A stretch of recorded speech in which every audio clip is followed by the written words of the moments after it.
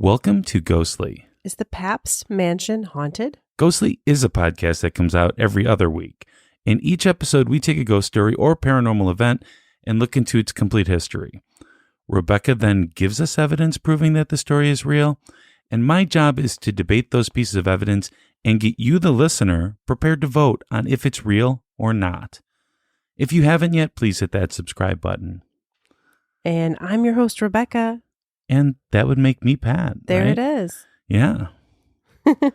So I wanted to start this episode by apologizing and just giving you guys a little bit of an update.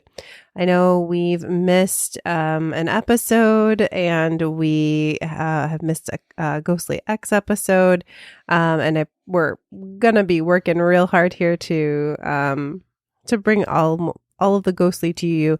Unfortunately, I suffered a pretty big loss recently. I lost my mother, and it was a difficult last couple months. I mean, even more than that, but especially the last few months. And it was a little bit unexpected, I would say. Yeah. I mean, expected and also not.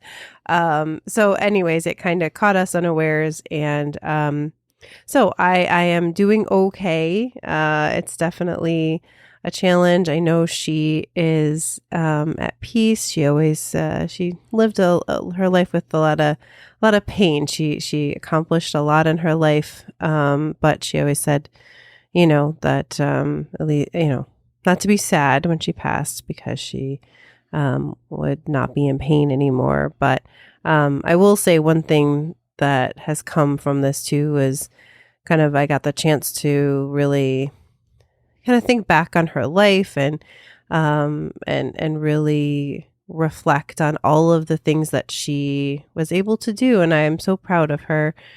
She ran for public office and won, and she worked with mental health and accomplished so many things locally. And she supported women in politics. Absolutely. She was a big supporter of women.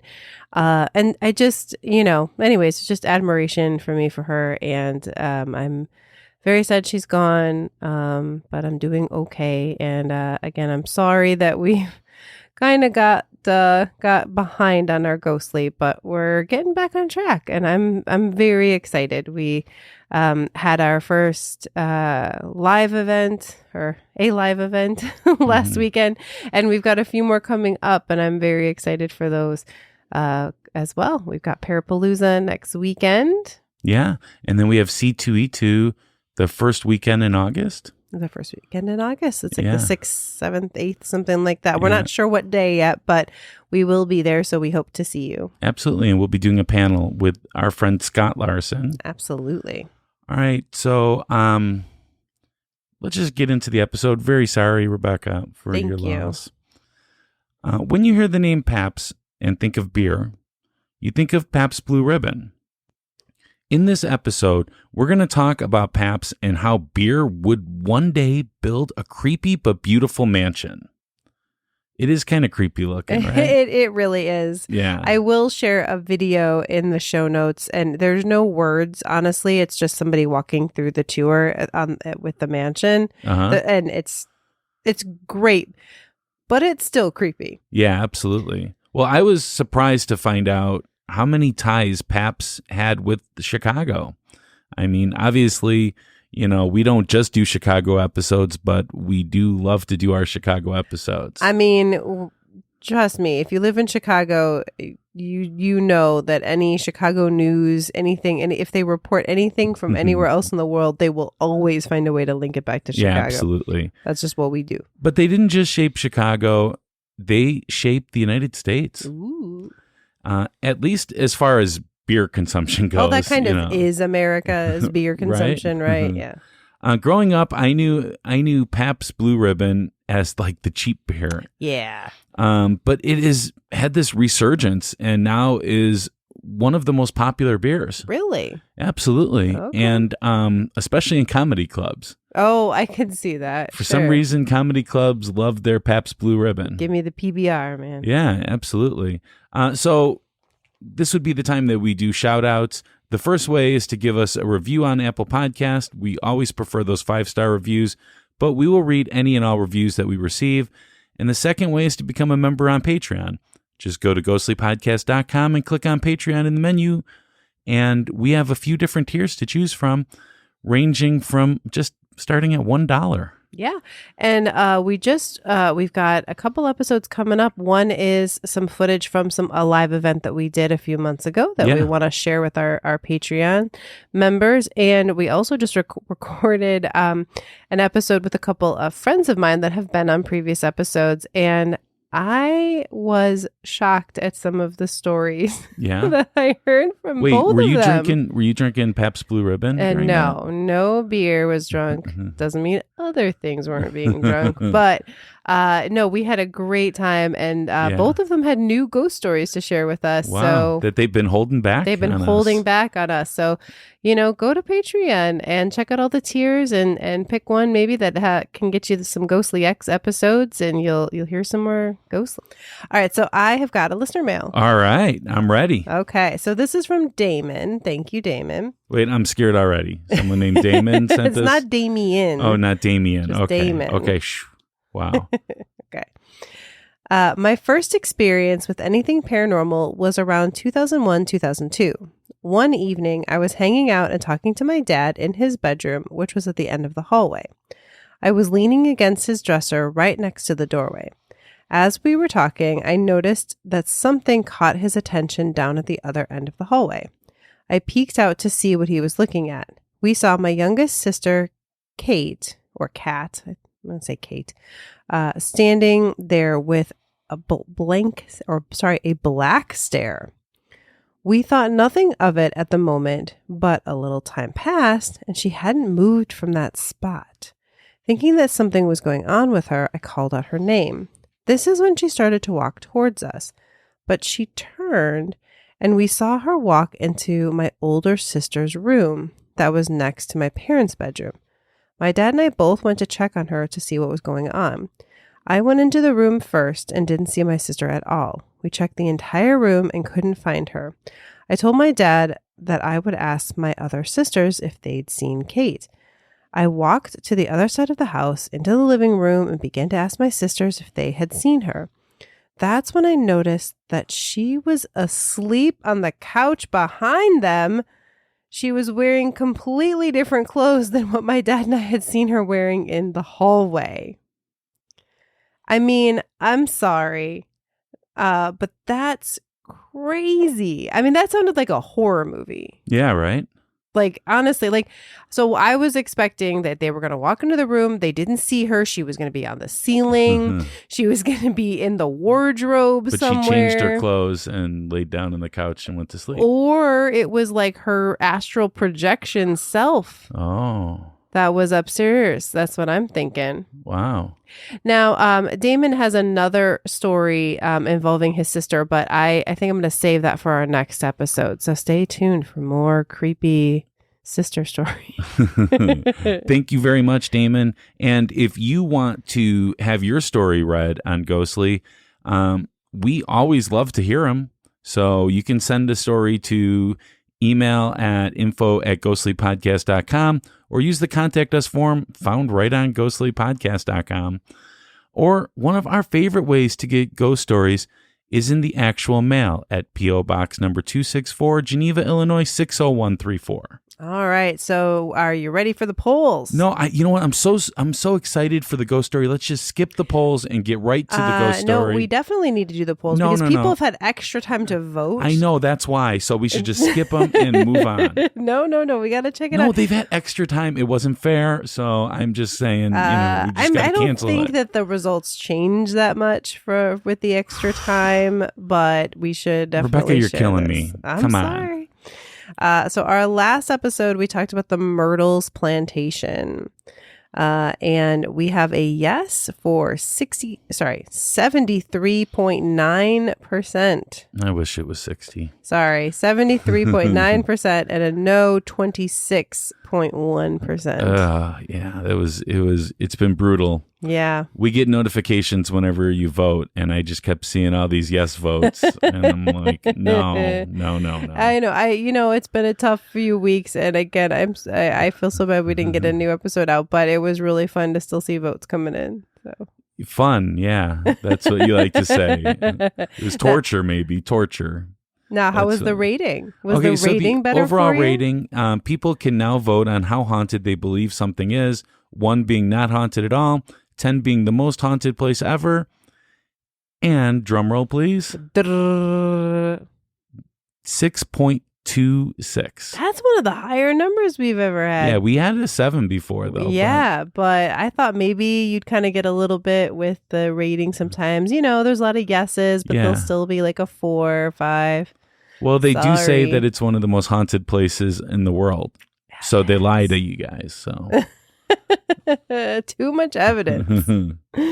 All right. Are you ready for a ghost story? I was ready. We should go back and erase the polls and then we'll just start here. No. We got to keep those in. They spend all that time going to vote. And in fact, if you want to vote on this episode that you're about to listen to, when you're done with the episode, just visit ghostlypodcast.com. Click on polls. It's that easy. That easy. All right. Ghost story.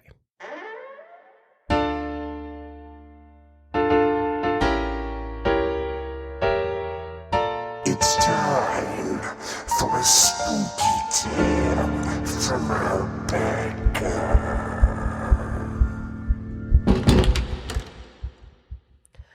I got hired last week to do some repair work at the Pabst Mansion. When I got there in the morning, I met the head volunteer and she told me they had some issues in a room on the second floor. One of the windows in a bedroom was leaking, and it was one of those, hey, while you're here, can you also check out this loose floorboard? I'm used to it. As a general laborer type, I get it all the time. Sure, I said. So she shows me to the room and I get to work. These jobs can be tricky, but I was able to find the leak and get to work pretty quickly. After about a half hour, this guy stops by and just stands in the doorway. He's got like a fancy looking suit on. So I stop and I say hi and let him know that I found the place I need to fix. He just kept staring at me and then went, "Oof," and walked away. Annoying, but I pressed on. Another half hour and I'm just about done with the window. Again, this man shows up in the doorway, just staring. "Can I help you?" I asked. Again, he doesn't say anything. He just looks super disapprovingly at me. He shakes his head and he walks away. I was so annoyed by this time. So I finished up the window and I went to find the head volunteer again. I wanted to confirm the floorboard, but I also wanted to complain about this guy bothering me and judging my work. I wasn't even sure if he worked there or was supposed to be there. When I found her and told her, her face went white as a sheet. I was super worried at that point that this was some regular trespasser and maybe we had a problem on our hands. Well, turns out we did have a bit of a problem, but not one I was expecting. She asked me to describe the man. I said he was a little older, with a mustache and a goatee. He was wearing a really fancy suit. Actually, I told her, the more I think about it, it really looked old-fashioned. She asked me to wait a moment while she went to get something. I was so confused at this point. After just a few minutes, she came back with a photograph in her hand. She showed it to me and asked me if this was the man I had seen. Now, this was an old-timey photograph, one of those early ones in like black and white. But I had no trouble recognizing that the man in the photograph was the one I had seen. I told her, yeah, that's him. Who is he? Why is he in this old-time photo? She said, well, that's Frederick Pabst, the man who built this house. He died over 100 years ago. It took a minute for that to sink in. She kept talking. We see him from time to time. He doesn't like the house being worked on. You aren't the first worker to report seeing him. But I promise he doesn't do anything. I'd like to tell you that I did the smart thing and just run out of that house. But she looks so worried, and I didn't want anyone getting hurt with that floorboard. So I stayed and did the work.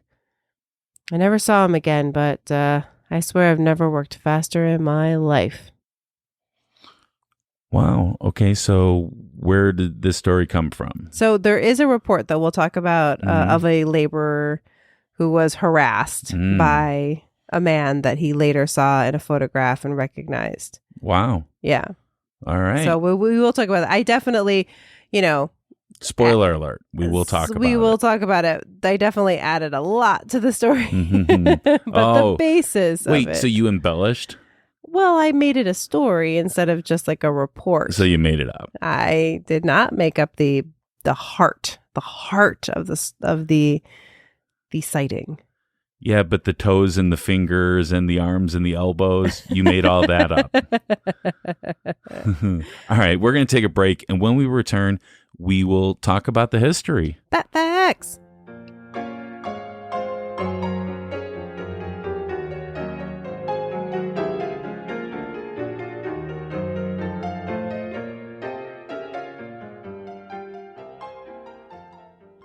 Hey listeners, did you know there's a way to share with the world whether you're hashtag team believer or hashtag team skeptic, or for those who need it, hashtag team the middle? It's our store called Ghostly Gear.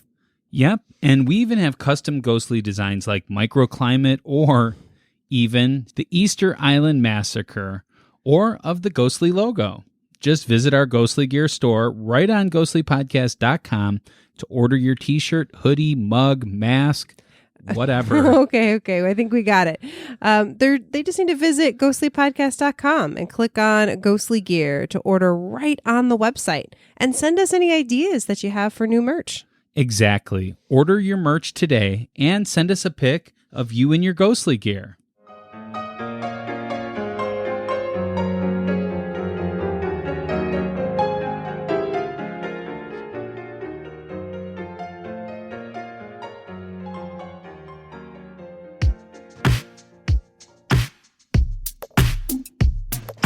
Pats, facts. From a skeptic point of view. Pats, facts. He presents it all to you. Pats, facts. All right, the Pat Facts are sponsored by Tarot by Ta. Ta is a professional tarot card reader with over 20 years of experience.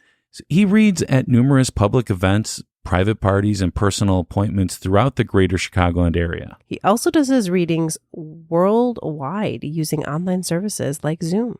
And the best part of this all is he is hashtag Team Skeptic. Well, And I still like him. And we've met Ta a few times, and he is a really, really nice guy. He really is, and he does an amazing job as a card reader. Absolutely. To find out more about Ta, visit and like his Facebook page at facebook.com/tarot by Ta. All right. So Frederick Pabst was born on March 28th, 1836 in Prussia. Prussia is one of my favorite historical countries. Yeah, tell me what do you know about it? Because it's like one of those things like I've heard the name. Parts of Germany, Austria, those areas and stuff were kind of like Eastern Europe-ish. Yeah, it's one of those, and it was like a whole big area. And at times it was bigger, and times it was smaller. Gotcha. But Prussia, I just love the name of that, Prussia. In 1848, his family immigrated to the U.S. and settled first in Milwaukee and then Chicago. Really? Yeah. The following year, though, his mother died of cholera. Yeah. And Chicago was difficult for immigrants back then. Pabst and his father had to find jobs so that they could build a life for the family. For a while, they worked as waiters and busboys. But Pabst eventually gave this up because he got the longing for the sea. Ooh, he was cold. He was, and he became a cabin boy in a Lake Michigan steamer in 1857. Now, most people don't realize Lake Michigan is freaking huge. Yeah, I was going to say, like, I don't think about it as being like, you think about like you're going to work on a boat, you have to go to the ocean or right? like a big river. But yeah, Lake Michigan is huge. It's a great lake. Like you can't it's see a great the lake. other side. It's a great lake, but it's a great lake. It's a great lake. Yeah. No, Yeah. like you can't easily just see to the other side of this lake. Well, depending upon where you're It at. depends on where you're at, but I mean, like it's not like a lake you're thinking. Yeah, absolutely. Pabst managed to work his way up the ranks, and he got his pilot's license to become a captain of one of the vessels. Cool. Yeah, I guess that's what they call it, the pilot's license for boating. I didn't know. I don't know. Sounds good. It was during this time that he met Philip Best, who was an owner of a small but prosperous brewery founded by his father, Jacob Best, in 1844 in Milwaukee. Pabst married Best's daughter, Maria, on March 25th, 1862, and everything was fine until Pabst got into a bit of an accident in December of 1863.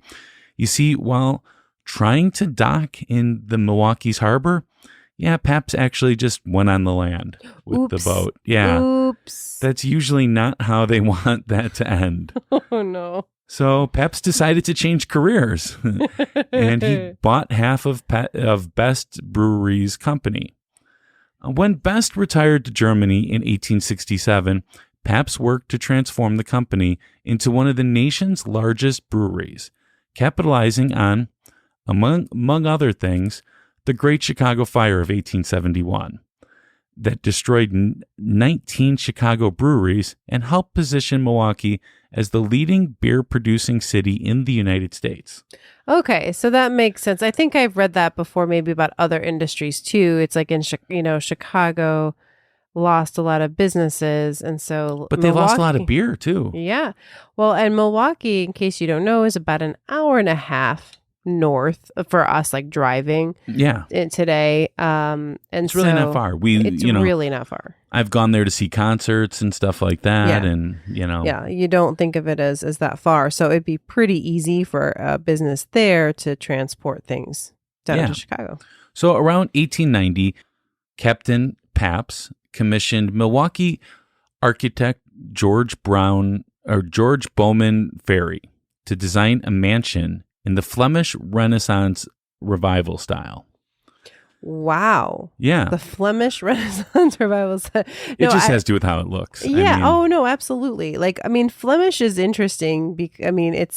That's definitely like, kind of that, the like trade routes, the old, like all of that. And anything that's Renaissance is going to be, when they're just bringing back the old style, basically. Yeah. And revival, again, bringing back the old style. Yeah, they keep bringing it back. So on June 27th, 1890, a building permit was issued for the construction of the home that would take 2 years to build. Ferry had designed a 3-story house, dignified with a pressed brick exterior, corner coins decorated with carved stone and terracotta ornament. Inside was originally a men's parlor decorated in mahogany on the one side and a ladies' parlor on the other side decorated in white enamel. Oh, very fancy. Right? Yeah. They had their own, like we have man caves nowadays. He had his own man wing. Oh, and she sheds. They had their own she wing. There you go.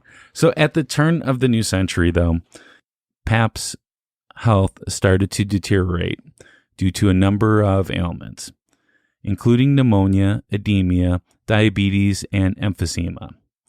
In 1903, while traveling in California, he suffered 2 strokes before returning to Milwaukee. After his family rallied around him, Captain Pabst slipped away and died shortly after 12 noon on New Year's Day, 1904. His funeral, which took place in the music room of the mansion, was meant to be a private affair. But the enormous crowds of mourners that surrounded the mansion made it all but impossible. People were very sad that the guy that made the beer was dead, it sounds like. Yeah. They loved him. Yeah. So Mrs. Pabst continued to maintain the house for another 2 years, spending her summers in Germany. During one of these trips, she fell from a carriage and injured herself. She returned home, but during her convalescence at the Milwaukee hospital, she developed pneumonia and died on October 3rd, 1906.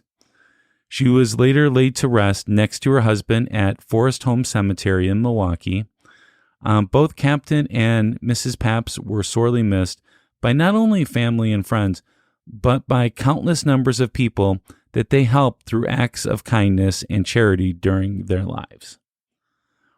So the Pabst family lived at the mansion from 1892 until 1908, when the Archdiocese of Milwaukee purchased the mansion. Oh, wow. I mean, I guess it'd be pretty hard to find another like rich family as rich that wanted that exact house. Yeah. So you kind of got to go organization, or in this But it's case, like church. You go from beer to clergy, you know? Well, they had to cleanse it maybe. Yeah, and actually for the next 67 years, 5 archbishops, as well as many priests and nuns lived at the Pabst Mansion.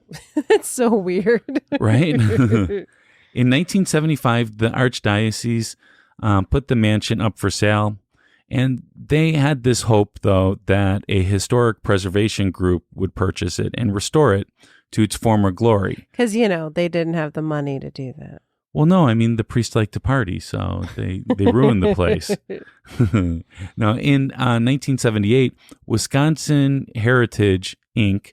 purchased the mansion, opening it to the public in May of that year. And until the purchase, the mansion had been slated to be demolished to make way for a parking structure. Yeah, I did read about that. That's crazy, right? It would have been a parking lot. So we wouldn't have an episode then. Nope. Yeah. In 1998, Wisconsin Heritage, Inc. was renamed Captain Frederick Pabst Mansion, Inc. The mansion is open to the public with daily tours. The mansion was the set for a series of 1980 Boston store holiday commercials. The mansion was also briefly pictured during season 4 of the television sitcom How I Met Your Mother as the childhood home of the character Robin in the 2008 episode Happily Ever After. Now, I will admit I have not watched How I Met Your Mother fully. Like I've seen Oh my some God. episodes, I've watched it several times. but I know you have. So Yeah. do you remember this? Yes, I do. Yeah. I mean, so she obviously was a rich person that they're like, yes, this is where she grew was up. not. Her father was. Okay. Well, I mean, And her right, father she grew wanted a up. boy. Oh, well. So dressed her in all sports attire and Gotcha. made her play hockey and stuff. Okay. Yeah, it's a long story. Long story. The first restored room of the Pabst Mansion was the main dining room. The ceiling, cove walls, and the paintings above the doors were all painted white by the Archdiocese. In order to find the original paint color, restorers took down 3 large mirrors on the eastern wall that had hung there since the captain's residence.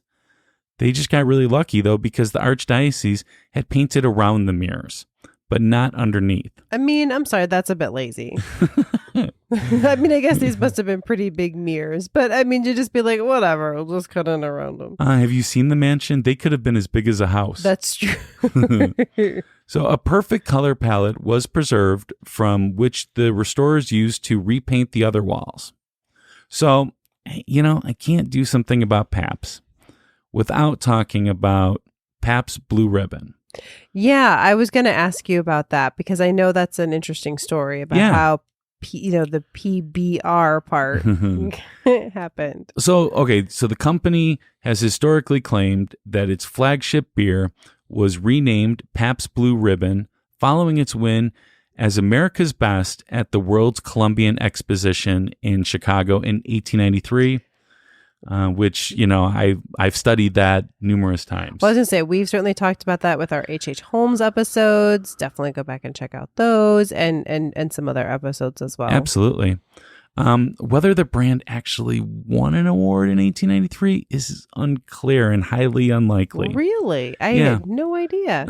Some accounts indicate that many vendors were frustrated by the fair's refusal to award such a prize. Oh, right. Like they were like, yeah, like we want to why be able aren't you to doing advertise this. Yeah. Yeah. I mean, but the fair was like, oh, you wanted us to do that? Well, we're not prepared for that. So one account says that the only prizes awarded by the executive committee were bronze medals in recognition of some independent and essential excellence in the article displayed, rather than merely to indicate the relative merits of competing exhibits. Okay, wait. So the bronze, so like, could it be almost like there could be theoretically many things that won bronze medals? Basically, like if you were a really excellent thing, then you got the bronze medal rather than just like, I mean, you're okay. Well, but I mean, they didn't give you a blue ribbon, first of all. Right. And they didn't give it out for America's best. It wasn't like we've looked at all of the booths of a certain type, or in this case, the beers of a certain type, and we're giving you the bronze medal. It's like again, just any of the 2 out of 5, 5 out of 5, whatever. And in fact, a lot of their competitors also got these medals. I see. So, yeah. However, the beer had won many other awards at many other fairs, so many, in fact, that Captain Pabst had already started tying silk ribbons around every bottle. So it was a time when beer bottles were more likely to be embossed than labeled, and the ribbons were likely added at great cost to Pabst. But Pabst's display of pride was also a display of marketing savvy, as patrons would start going into their bars and asking the bartenders for the blue ribbon beer. That is super smart. And you know what? Yeah. Who cares that other people also got whatever award? And I mean, like you said, they did get awards at other places too, but it's like, first one to say it. They're the ones that get the credit. I don't know. I mean, I kind of, want truth in advertisement. Oh, well, that doesn't happen too often. Well, I mean, one can only hope, though, right? Well, that is super interesting. I think I find it also interesting, like you said earlier, that this is a beer that for a long time was looked down on, was seen as kind of a, not cool beer to drink, and now it's back to being kind of kitschy and like something that people want to drink. It's in I don't know. I wasn't going to say it's hipster beer, but it's hipster beer. In a weird way it is. I mean, I'm not a beer connoisseur. Neither am I. So maybe we're not the people to talk about it, but it seems fun. Absolutely. So that's all I have. Do you have anything to add to the history? No, I don't. I mean, I'm glad you talked about the World's Fair, and I learned something new for sure. You got to talk about the World's Fair. Anytime. Anytime I can, I do. Yes. Yeah. When we return, we will get to the debate.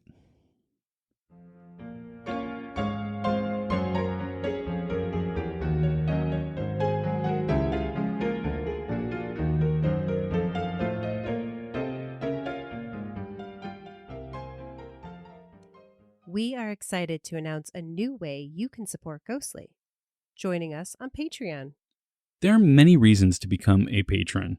Not only are you helping Ghostly cover its own cost, but you can get Ghostly episodes early. You can get up to 25% off Ghostly gear. Get a shout out on the next episode. You can get a priority request for a new episode. Get more Rebecca's creepy bedtime stories. And the biggest news, you can get exclusive content with our new show called Ghostly X for the weeks that Ghostly does not have a new episode. As well as many more cool rewards that we can't wait to share with our patrons. So please, help us become the podcast that we've always wanted to be. You can sign up by going to ghostlypodcast.com and clicking on the Patreon link on the menu bar.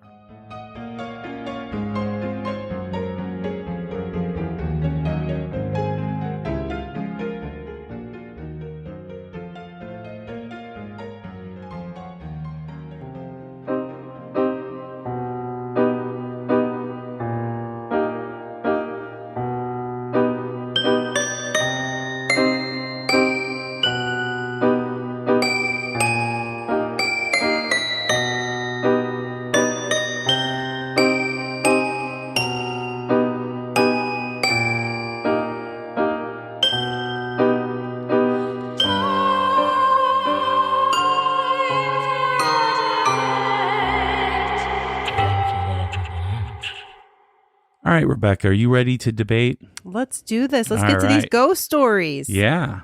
All right. So, okay, it was a little confusing doing the research for this episode because when you look up like Pabst and haunted, there's actually a lot of haunting stuff about this About Captain brewery. Pabst? Well, okay, so his mansion is haunted. Yeah. His brewery is haunted. And this man... Whoa. We were going to do just the mansion. Well, we are doing... I tried my best. I picked, stuff from the mansion. But I found one thing that is from the brewery that I wanted to mention. Maybe two things that I just wanted to mention. So those should not be counted in your votes to determine if the we'll mansion save them is for the haunted. end. We'll start with the mansion ones, and then we'll have that But there. I do know one of them, and I got something for you. You're ready for Yeah. it. Okay. Well, and I just want to say there's also this Riverside Theater that is like part of the Pabst like conglomerate of buildings. I don't even know what to say. It's this theater that is also super haunted, but that to me looked like it could almost be its own whole episode. So Okay. So I'm just, if you're doing your own research at home, just learn from me, search for Pabst Mansion haunted, and then you'll get the stories from the Okay. mansion. Okay. So the first one I wanted to talk about is the whole thing with the laborer. And actually, I did find a little bit more specifics after I wrote the story, which was supposedly it was a mason working on the restoration of the daughter's bedroom fireplace. And he reported that he was being bothered by an old man. And later, as he was walking around the house, obviously there was a lot of paintings, photos, whatever, of Frederick Pabst. And he was like, hey, that's the guy. That's the guy who's been bothering me. And they're like, yeah, he's dead. He hasn't been around in a long time. That's probably, I think it's probably the most common ghost story that you read about this place. Okay, so when you say Mason, you're talking the Freemasons, right? No, like because he was a Freemason.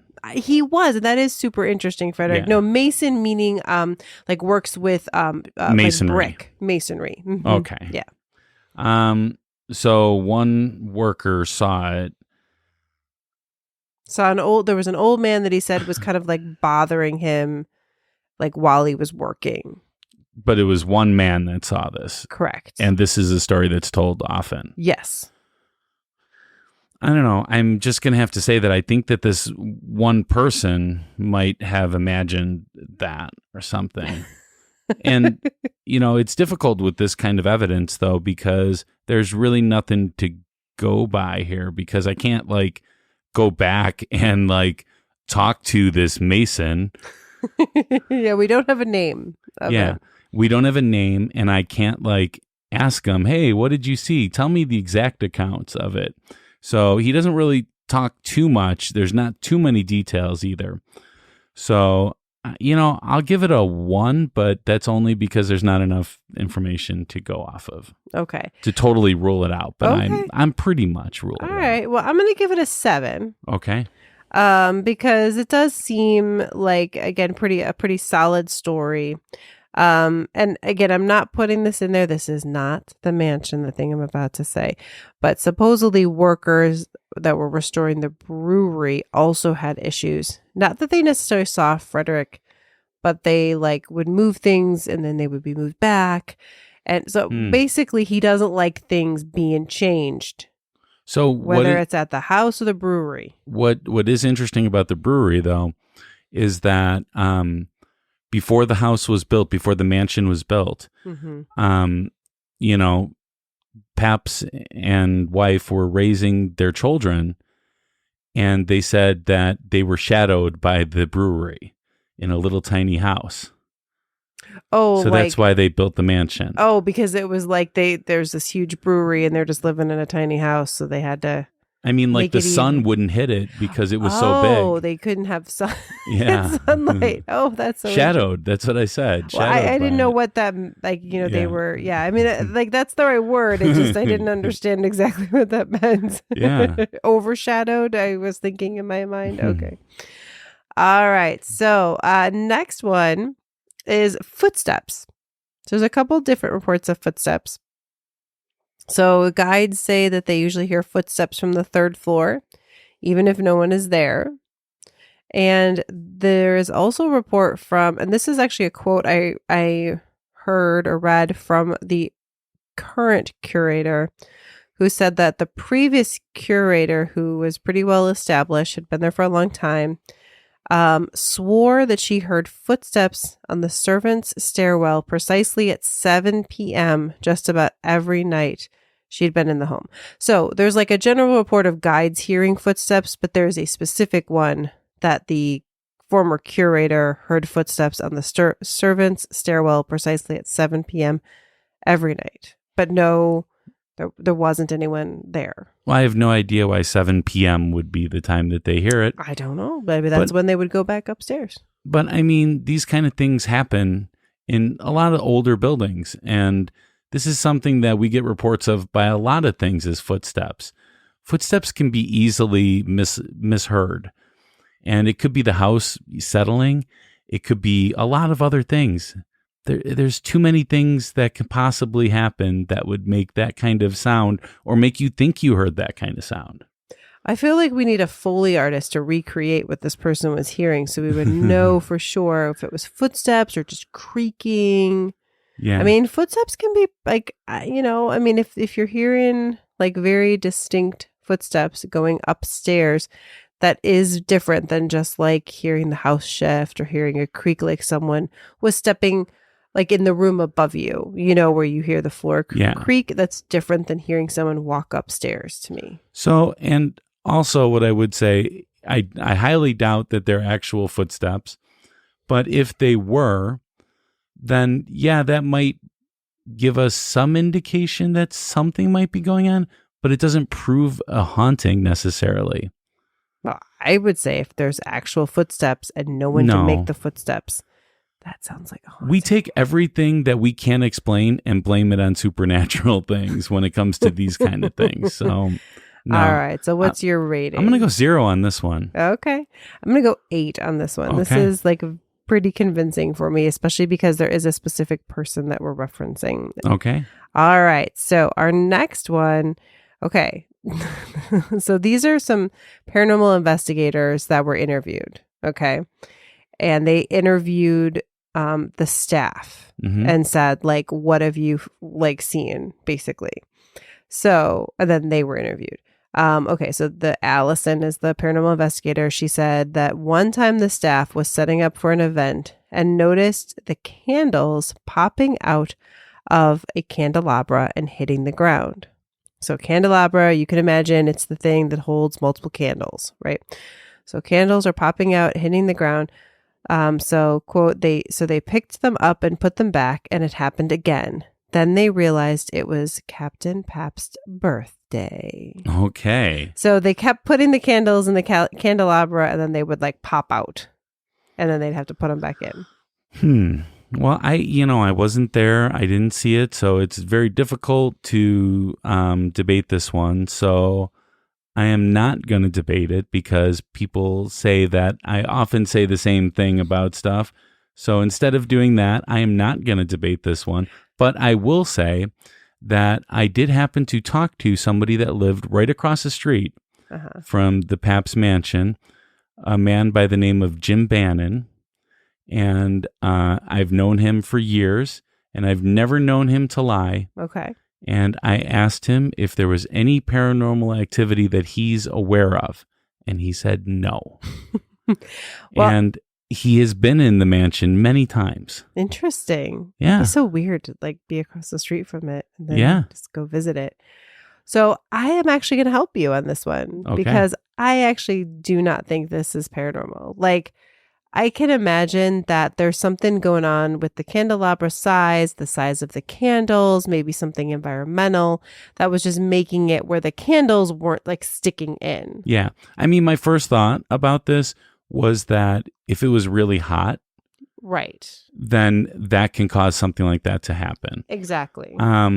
Maybe not numerous times like that. So again, not going to debate it necessarily. I'm I'm going to go with my friend Jim Bannon, and I'm going to say 0. Okay. Well, I'm going to say a 2. Or we know Jim Bannon is Rex. We do know Jim Bannon is Rex. So, but I'm going to say a 2. Like, 2? again, I don't. That low, wow. Yeah, again, I don't think this is likely paranormal. I feel like there's absolutely too many environmental factors. It sounds like a thing they might say to like get people to come there. It was his birthday. Like, I don't know, just no. Okay. All right, so here we go. Another time, a curator noticed a chandelier swaying. Chandelier was swaying and ringing like a bell. And so they thought someone was moving something upstairs, like right above it, like to cause it to shift. When they went to investigate, there was no one there. Well, there was no one there when they went to go investigate, but that doesn't mean that there was nobody there when it actually started happening. And the thing with, like, have you seen pictures of this chandelier? Mm-mm. I've seen pictures of the chandelier. Okay. And it looks like it's easily moved. That sounds terrifying. Yeah, it does. I mean, this is an old, I'm not going to stand building. underneath the chandelier. Yeah, this is an old building, though. And, I mean, like, it doesn't look like it's fragile or anything like that. It doesn't look like it's going to fall off, but it does look like something that the weight of the bottom of the chandelier is heavier than the weight at the top of the chandelier, therefore making it like a pendulum, and it can sway back and forth. And if anything happens, even if there's a train that comes by or something like that, that can cause some movement in it. Now, I don't know how much movement this is.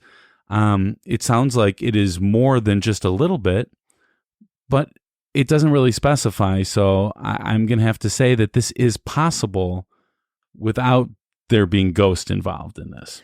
I mean, it is possible, but I'm also going to say that the curator certainly seemed concerned. Like, in other words, you would think if it was a normal amount of like, yeah, trains go by, it moves a little bit, people are walking upstairs, it moves a little bit, like that would not be concerning to someone. But that this time it was enough that they were like, okay, who is up there? What are they doing? I also feel like they obviously weren't expecting someone to be up there doing anything. So, I give it a little bit of probability. I'm going to give it a 6. Okay. But the only thing that I think with this is that we don't know the before, we don't know the after. We just know when they went to go investigate that there was nobody there. So, we don't know if this was an experienced curator. It could have been a brand new curator to the place. It could have been their first day there. And this happens all the time. And since then, they're just like, no, this happens all the time. We know. So this tidbit of information is not giving me enough to go by. That's why when I do the history, I do the complete history so that, when I can. There's some stories that are just too long. But because I want to give the backstory of everything. I think the backstory tells us a lot. Well, I would be very surprised if this was this curator's first day. I mean, if they had found out that this was something that happened all the time, they wouldn't be saying this story. I don't know. So what's your rating? I gave it a 6. And I'm not saying that's my only reasoning. Okay. My other reasoning is that it is probable because the base of a chandelier, like if you look at a chandelier, the base weighs more than the top. Mm-hmm. It is very easy to move these things and get them moving. Okay. So it does not take much at all. So it's possible that somebody walked upstairs, caused this to happen, or as I said, something outside could have caused this. Some outside influence could have caused this. And I don't think the curator went and interviewed every single person to ask exactly what they were doing at exactly that time. And everybody knew exactly where they were in the house. So I'm going to have to give it a 0. Okay. Sorry. Getting a little hot under the collar there today. I just want everybody not to just hold me at that one thing that I said. I said several things, so hold me to all of them. Okay, sounds good. All right, so there are more stories for the mansion, but I decided I'd include a little bit from the brewery just because it really is something that is talked about a lot. Now, actually, Pat, this is something I think I meant. Could you mind if we do two really quick, just because there's two kind of super. Well, I'm only really prepared for the one, but yeah, we can do the two. Okay. Well, I just wondered what you thought of that thing I mentioned where like somehow in the old boardroom on the table. Oh, okay. Yeah. That there was a watermark that appeared like over a couple of days. This thing appeared that it was a P. Mm-hmm. And they say there was no like apparent water damage or like, it wasn't like it was dripping in a perfect P, letter P, like above this boardroom table. No, I don't think any of those things would be the cause of that. Okay. So one interesting thing about the house, and maybe this can translate into the brewery, is that one of the rooms, I don't remember exactly which room it was, but they were trying to figure out what color the ceilings were at one time. Mm-hmm. So they did an analysis of this using like some pretty, modern technology. Mm-hmm. And they realized after a little while that there were leaves that were painted on the ceiling, but it was covered in 7 layers of paint. Oh. So they could not get to it. Okay. So they were able to finally get to it and restore those leaves on the ceiling. Mm-hmm. But I'm just thinking, what if this had been there all along and it just was never uncovered and something helped it be uncovered? Like maybe they moved the table and the light hit it differently and they can see it at a different angle or something. Oh. Or, anything, anything that can cause something like that to happen. What about if somebody polished the table and then all of a sudden that was the polish that took off the rest and they were able to finally see it? I mean, that seems. I'm sure it was pretty faint. Yeah, that could be. I mean, again, I couldn't really find a whole lot of information about exactly that, but I don't know. Like, I think if you were the one cleaning it, but anyways, it's an interesting idea. But Pabst loved his name. He did. He named the brewery after it, even Sure. though it was called the Best Brewery before that. Mm-hmm. Which, by the way, the Best Brewery, much better name than Pabst. Yes. I'm just saying. I agree. So I agree. He loved his name.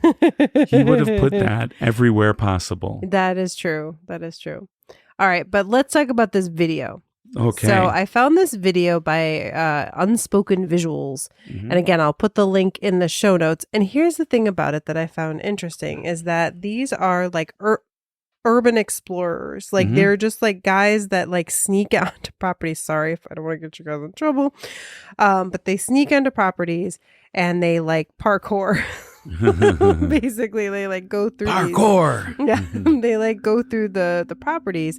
And so like these are not paranormal investigators. Like they were not going there to find ghosts. But while filming at the very beginning of their video, they just happened to catch a voice, a disembodied voice that was not there.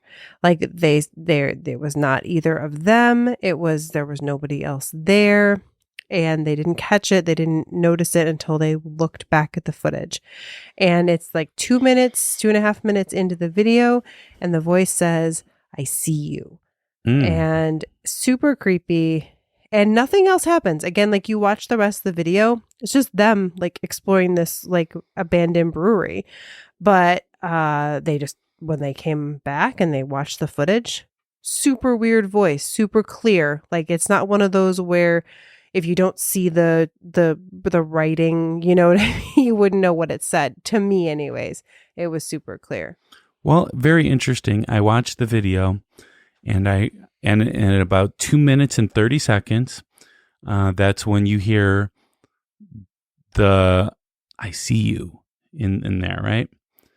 And then shortly thereafter, I continued to watch a video for like a couple minutes. So it was pretty short after this. I didn't watch the whole entire video. It's like 15, 16 minutes long. Oh yeah, they really are going everywhere. Yeah. And I was only interested in the part that you told me about. Yeah. So once I heard that, I was good. But I did hear the person that was behind the camera, I believe it was the person behind the camera, drop an F-bomb right after it. So don't let your families hear it if you want this to be family friendly. They dropped the F-bomb on there. And I was like, that is very interesting because it sounds just like the voice that said, I see you. So what I did, because I do have some superpowers being a podcaster. Okay. I have the ability to analyze these kind of things. Audio is actually pretty easy for me to analyze, and I was able to run it through a program and see the waves of each one of like the words it was said. And by the way, I can tell the difference between me and you when I'm editing. Okay. By the waves, just by looking at it. Okay. Does everyone have a unique wave signature? I mean, most people do. Okay. Right? Most people. I mean, there are times when something is so similar that it's not. That they're not. But still, very interesting because the background noise registered a certain wave. So then I cleared out the background and I got to just hear the voices and put that through the program. And what's interesting is the wave for the I see you was exactly the same as the F-bomb. Wow, this is some pretty amazing detective work. I scienced this one out. I am calling BS on this one. Wow. All right. Sorry, unspoken visuals. Maybe you should continue to not speak. But also, one more thing too. By listening to the background noise, I could tell that this was approximately 1 foot away from the camera, maybe closer than that.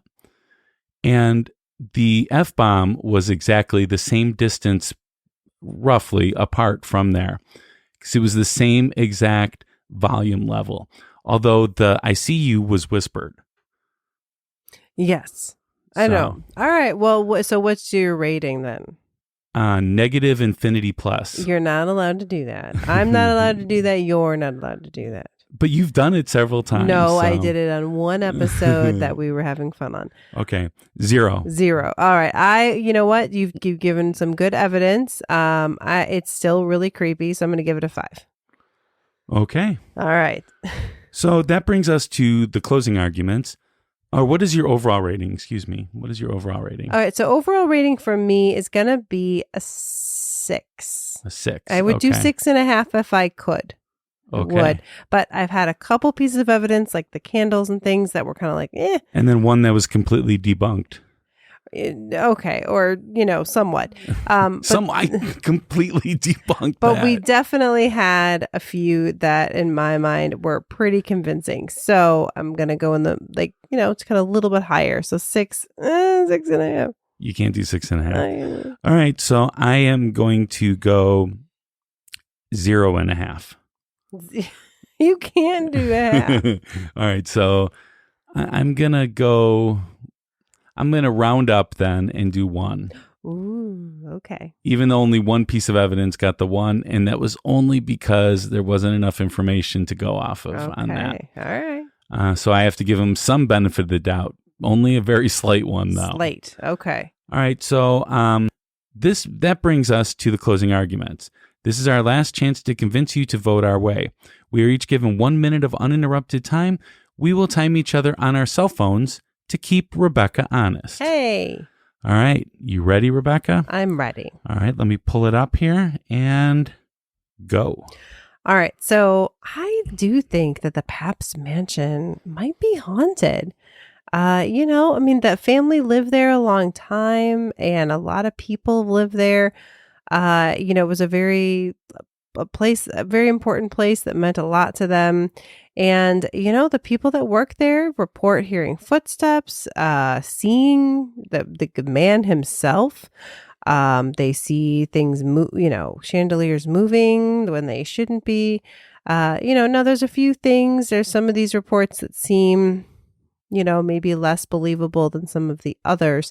But, it shows up on a lot of Milwaukee most haunted lists. And I think it seems like a super creepy place to visit. So The whole Pabst complex seemed pretty haunted, and the mansion is included in that. All right. You took it down to the second there. That's what I do. All right. All right, you ready? Yes. Okay, and go. So there's no way that this place is haunted. It is one of those places, just like we've talked about before, that give off that idea that it is creepy because it is set in this Renaissance revival style, and it is very dark looking. When you look at it from the outside, it's easy to get this idea that it's haunted. It's not at all haunted. The evidence is not very strong for this one, unfortunately. And I'm sorry, but I wanted to be very scientific with that last piece of evidence because Rebecca had given me a heads up on that, and I was able to do some analysis of it. And unfortunately, it was the guy that dropped the F-bomb. That's it.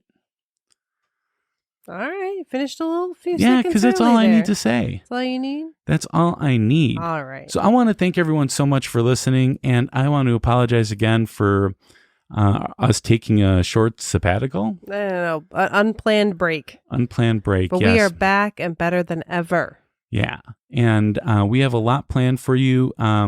We are not skipping any episodes. We are just pushing things back 2 weeks. So we will be back at you regular time for the next episode. And please share us with your friends and family, as word of mouth is our best advertisement. And if you haven't hit that subscribe button, what is your problem? Hey, be nice. I did scientific evidence for you guys. No, I'm just kidding. Please hit that subscribe button. If you're a one and done, I appreciate your time.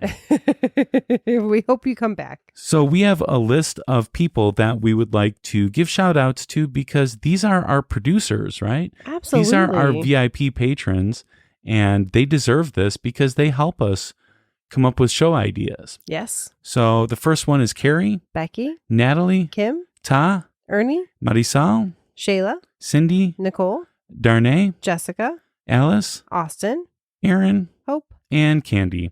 We will be talking about The Curse of the Ninth on the next episode that comes out on August 3rd. Can't wait. So do you know what that is? I do. It has to do with symphonies. Yeah. So a lot of people, when they go to do their ninth one, something happens to them. We don't know what. It's another one I mean, of these. we know what, they die. Well, we're going to find out. It's the curse.